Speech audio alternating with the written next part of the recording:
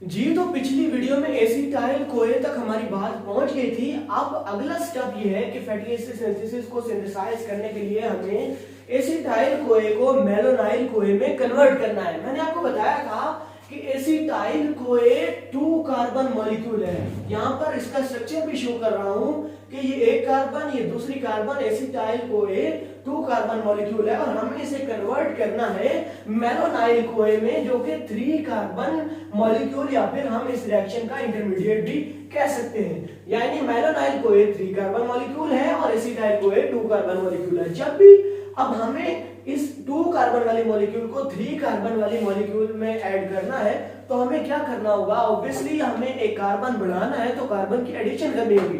तो मैं आपको बताता चलूं कि ये एक रिएक्शन है जिसे हम कहते हैं that is the carboxylation reaction. Carboxylation means Asian means addition और carboxyl mean carboxyl group की addition. So इसलिए हम लोगों ने एक कार्बन बढ़ाने के लिए हम लोग इसमें बायोकार्बोनेट की एडिशन करेंगे। HCO3 यहां से कार्बोक्सिल ऐड होगा और 2 कार्बन मॉलिक्यूल में जब एक कार्बन और ऐड कर दी जाएगी तो वो मेलोनाइल कोए में ऐड हो जाएगा। अब याद रखिएगा, एक बात याद रखिएगा, जब भी कार्बोक्सिलेशन रिएक्शन होगा ना तो आपने एक बात लाजमी याद रखनी है, ये 3 अल्फाबेट्स आपको पहले भी याद होंगे लेकिन आपने अब भी याद रखने हैं कि जब भी कार्बोक्सिलेशन रिएक्शन होगा तो ये A, B और C जरूर याद करना है। A फॉर ATP, जबकि B for biotin, B for biotin and C for carboxyl, carboxyl या फिर हम CO2 भी कह सकते हैं। तो ये बात आपने लाजमी याद रखनी है, जब भी कार्बोक्सिलेशन रिएक्शन होगा तो आपने ये 3 अल्फाबेट जरूर याद रखने हैं, A, B एंड C, क्योंकि it is ATP independent reaction, it is biotin dependent, it is ATP dependent reaction, it is biotin dependent reaction और कार्बोक्सिलेशन में के नाम से ही जाहिर है कि कार्बोक्सिल ग्रुप ऐड होगा। ठीक है, इस तरह ये ATP भी हो गया, यहाँ पर बायोटिन भी है, आप रिएक्शन में देख रहे हैं, और ये ATP हाइड्रोलाइज होकर फिर ADP प्लस इनऑर्गेनिक फॉस्फेट बना देगा और हाइड्रोजन आयन भी रिलीज हो जाएगा। इस तरह U2 carbon acetyl CoA 3 carbon मेलोनाइल कोए में कन्वर्ट हो गया है।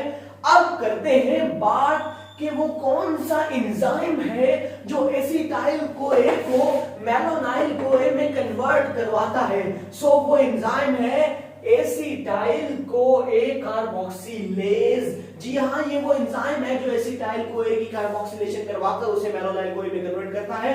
एसिटाइल कोए कार्बोक्सिलेज यानी कि ACC भी हम इसे कह सकते हैं।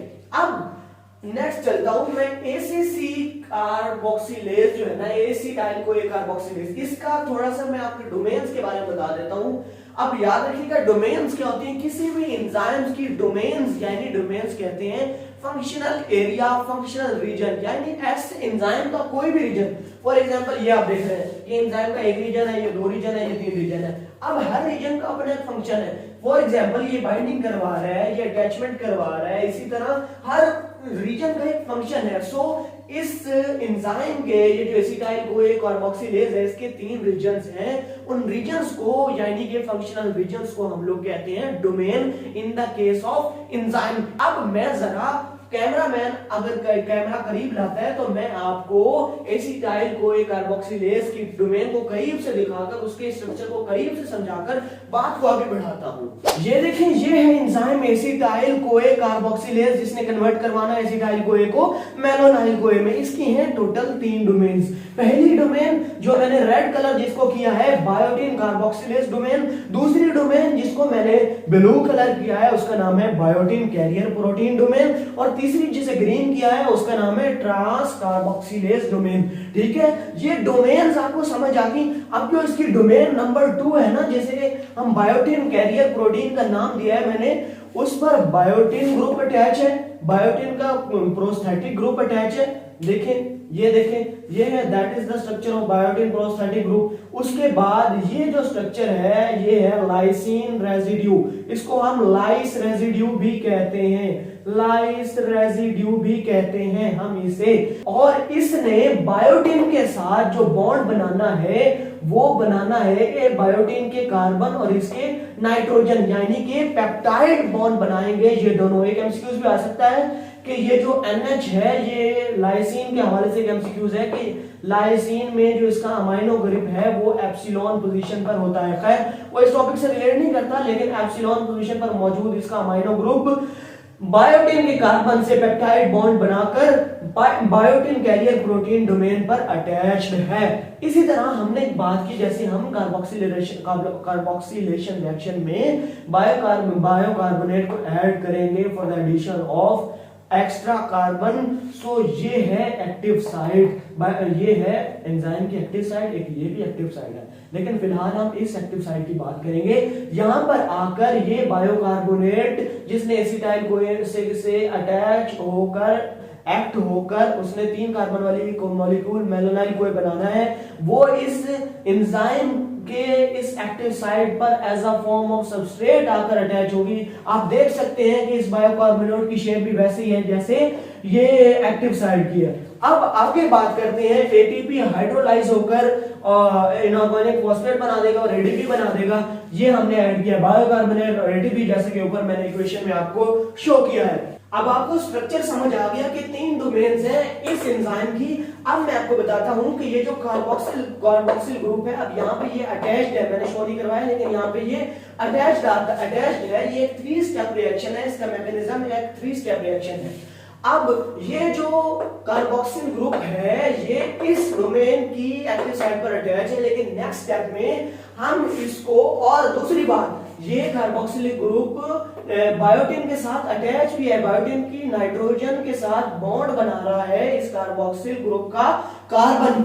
अब नेक्स्ट स्टेप पे चलते हैं कि जो यहां पर अटैच था कार्बोक्सिल ग्रुप, अब हम उसको किसी और एक्टिव साइट पर यहां पर जाकर अटैच करेंगे और वहां से एसिटाइल कोए एक्ट करेगा जिस पर जाकर ये अटैच होगा और कार्बन डाइऑक्साइड या फिर कार्बोक्सिल ग्रुप जैसे ही एसिटाइल कोए पे अटैच होगा तो मैं आपको शो करवा सकता हूं कि मेलोनाइल कोए, ये जो सारा ग्रुप है ना मेलोनाइल कोए का, ये है एसिटाइल कोए।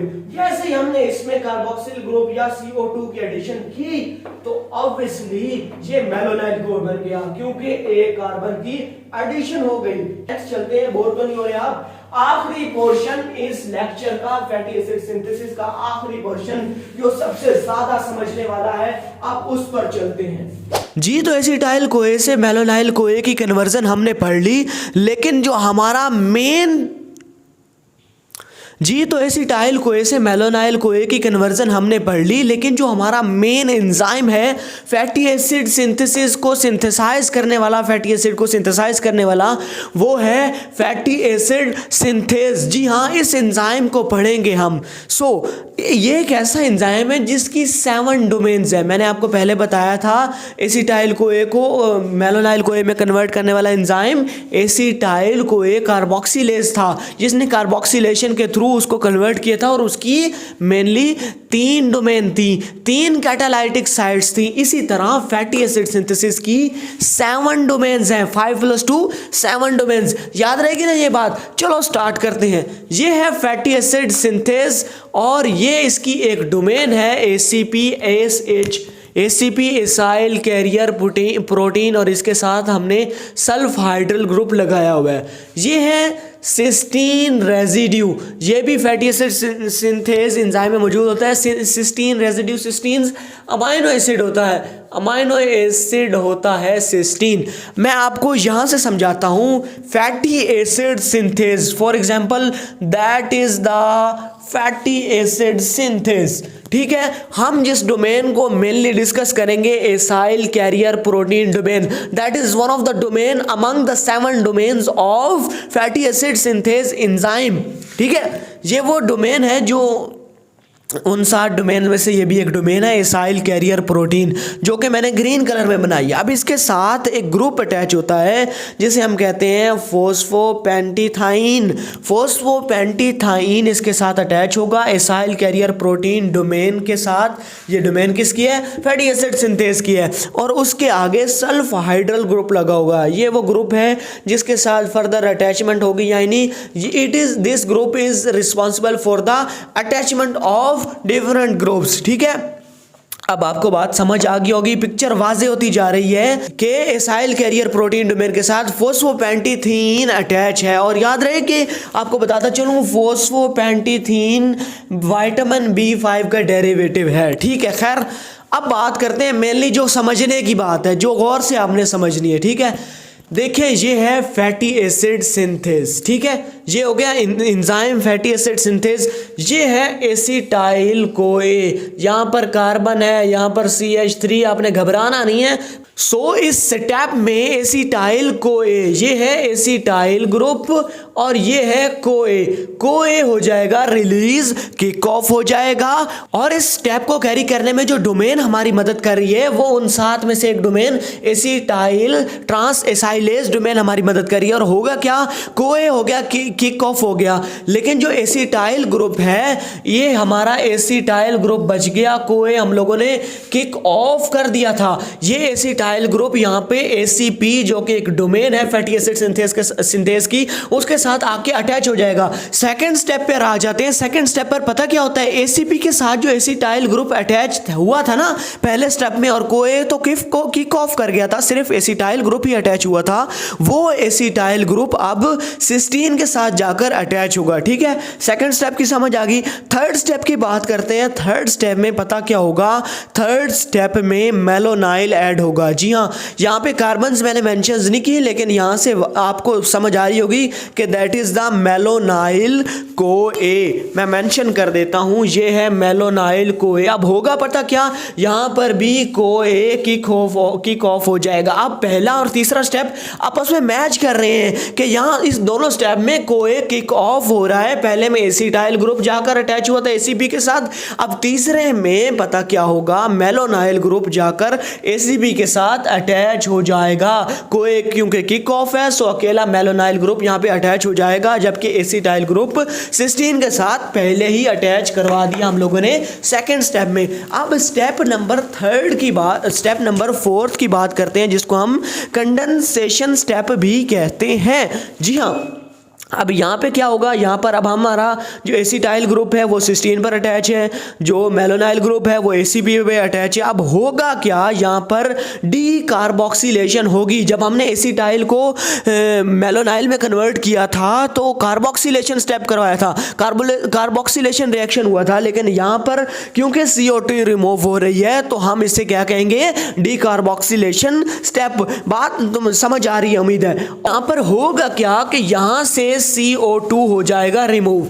ठीक है, यहां से CO2 रिमूव हो गया, लेकिन ये जो ग्रुप खड़ा है ना एसिटाइल का, ये नीचे आकर ACP के साथ जहां से CO2 रिमूव हुआ है वहां पर आकर अटैच हो जाएगा। सो हम इसको क्या कहेंगे?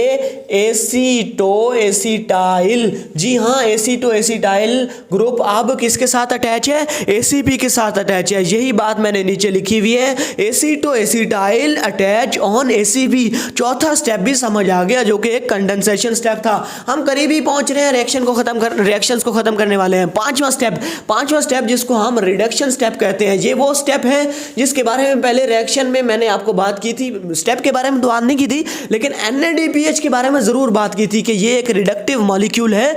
और जब मैं वो साइकिल बता रहा था पिछले लेक्चर में, तो मैंने आपको बताया था कि NADPH रिलीज हो रहा है और इसने आगे रिएक्शन में काम आना है। It is a reductive molecule, इसलिए यहां पर ये रिडक्शन करवाएगा। और जो डोमेन यहां पर यूज होगी उसको क्या कहेंगे? Beta keto acyl ACP reductase. अब यहां पर क्या था? ये एसीटो एसिटाइल ग्रुप ACP के साथ अटैच है। यहां पर रिडक्शन होकर क्या होगा? ये यहां पर अल्कोहलिक फॉर्म में इसको जनरेट कर देगा, जिसको हम कहेंगे D3 हाइड्रोक्सो ब्यूटाराइल। जी हाँ, इस ग्रुप को हम कहेंगे D3 हाइड्रोक्सी ब्यूटाराइल। मेनली इस स्टेप में क्या हो रही है? रिडक्शन हो हो रही है, हम इस स्टेप को क्या कहेंगे, रिडक्शन स्टेप कहेंगे। और रिडक्टिव मॉलिक्यूल कौन सा है, NADPH। ठीक हो गया, समझ आ गई। Step number 6 fatty acid synthase. अब इस स्टेप में पता क्या होगा, इस स्टेप को हम कहते हैं डिहाइड्रेशन स्टेप, यानी कि इस स्टेप में वाटर रिमूव होगा। वाटर को रिमूव करने वाले स्टेप को क्या कहेंगे, डिहाइड्रेशन स्टेप, सबको ही पता है। और इसके लिए जो डोमेन यूज होगी वो 3 हाइड्रोक्सी एसाइल ACP डिहाइड्रेटेज, डिहाइड्राटेज, गलती से ओ लिखा गया, डिहाइड्राटेज, डिहाइड्रोक्सी एसाइल ACP डिहाइड्राटेज। जी हाँ, यहाँ पर क्या होगा, D3 हाइड्रोक्सी ब्यूटराइल जो ग्रुप यहाँ पे अटैच है ना ACP पे, वो उससे डिहाइड्रेशन का वाटर रिमूव होगा यहाँ से। ये देखे ना, यहाँ से ये दैट इज द वाटर यहाँ से रिमूव होकर, जब वाटर रिमूव होगा तो यहाँ पर क्या आ जाएगा, डबल बॉन्ड आ जाएगी। ठीक है, डबल बॉन्ड आ जाएगी तो हम इस ग्रुप को क्या कहेंगे, what's the name for this group, crotonyl. जी हाँ, ये D3 हाइड्रोक्सी ब्यूटराइल वाटर की रिमूवल के बाद क्रोटोनाइल में कन्वर्ट हो जाएगा। Step number 7 and the last step of this cycle. ठीक है, अब आखिरी स्टेप, दोबारा 5वां स्टेप था रिडक्शन स्टेप, ये जो 7वां स्टेप है ये भी रिडक्शन स्टेप है। ये दोनों स्टेप रिडक्शन स्टेप है, that is the first reduction step, that is the second reduction step. अब 7वें स्टेप में क्या होगा मेरे दोस्तों, मैं ये रेज कर लूँ, ये तो मैंने सिर्फ आपको समझाने के लिए बताया था।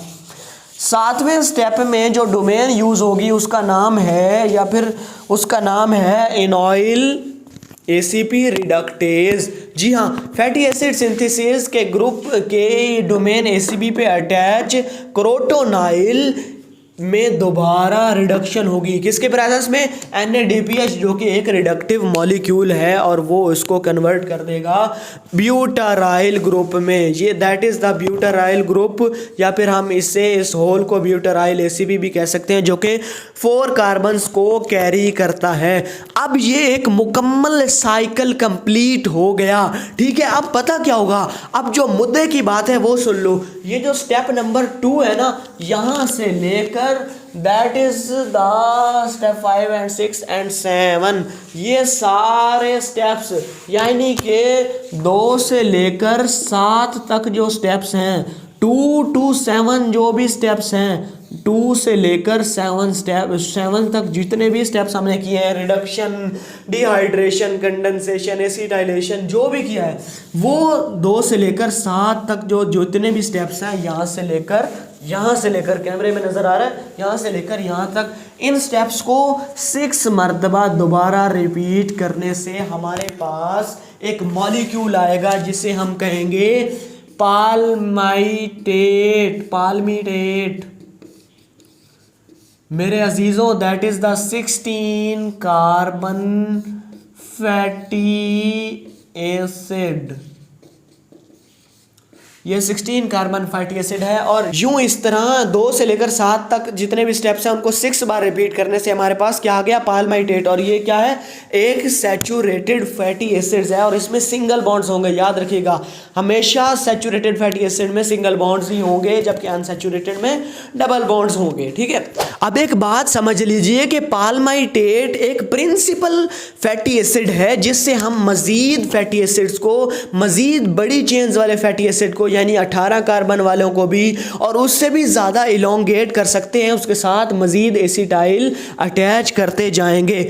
मैं आपको नंबर से भी शो कर देता हूं, देखें पाल्माइटेट है वो 16 कार्बन वाला क्या है, फैटी एसिड है, और यहाँ पर जो हमने क्या बनाया, ब्यूटाराइल ग्रुप बनाया ना, एक साइकिल कंप्लीट किया है, दोबारा 6 साइकिल और चलने हैं, 6 बार हमने इन तमाम स्टेप्स को 2 से लेकर 7 तक जितने भी स्टेप उनको रिपीट करना है। ठीक है, अब एक साइकिल पे हमें कितने कार्बन वाला ग्रुप मिला है, 4 कार्बन वाला ग्रुप। ठीक है, ब्यूटाराइल ग्रुप, 16 में से 4 गए, 12 कार्बन। ठीक है, और एक एसिटाइल कोए में कितने कार्बन होते हैं, 2 कार्बन, डिवाइडेड बाय 2 तो आ जाएगा 6, यानी 6 बार ही इन 2 से लेकर 7 वाले स्टेप्स को रिपीट करना होगा। ओवरऑल 6 बार तो दोबारा करना है ना, लेकिन कुल मिला के एक बार ये कर दिया, 6 बार और कर दिए, 6 + 1 7 मरतबा हम इसको रिपीट करेंगे तो पाल्माइटेट हमें ऑब्टेन होगा। फर्दर अगर हमें और भी सैचुरेटेड फैटी एसिड को ऑब्टेन करना है तो हम चेन को जितना मर्जी इलोंगेट करते जाएं